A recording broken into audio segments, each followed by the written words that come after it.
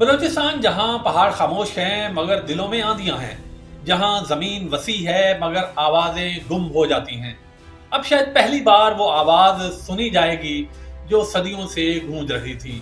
27ویں آئینی ترمیم میں بلوچستان کے لیے جو سطور لکھی گئی ہیں وہ صرف الفاظ نہیں ہیں، یہ احساس محرومی کے زخم پر پہلا مرہم ہے۔ یہ ترمیم کہتی ہے کہ بلوچستان کی نمائندگی صرف مردم شماری کے حصے طے نہیں کریں گے، بلکہ رقبہ، جغرافیہ، سیکیورٹی اور رسائی سب کو شمار کیا جائے گا۔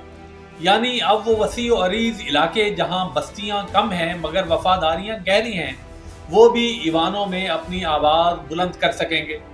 یہ پہلی بار ہے کہ آئین نے نقشے کی وسعت اور راستوں کی دشواری کو بھی سیاسی وزن دیا ہے۔ یہ بلوچستان کے ان صحراؤں، ان پہاڑوں اور ان تنہا بستیوں کی موجودگی کا اعتراف ہے جہاں فاصلے میلوں میں نہیں نسلوں میں ناپے جاتے ہیں۔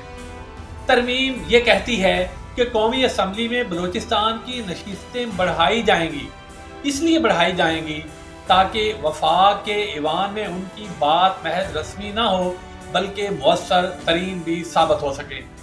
اور صوبائی اسمبلی میں آبادی کے ساتھ جغرافیہ کو بھی جگہ دی جائے گی تاکہ طاقت محض چند شہروں میں محدود ہو کر نہ رہ جائے۔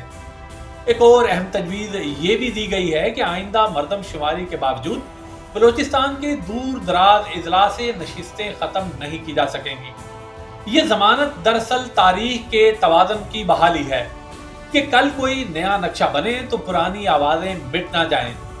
یہ ترمیم صرف گورننس کی بات نہیں کرتی بلکہ یہ اعتماد کی بات بھی کرتی ہے۔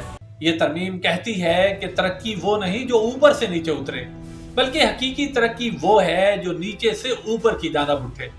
یعنی بلوچستان کے لوگ اپنے فیصلے خود کریں اور اپنی زمین کے وارث بھی خود بنیں۔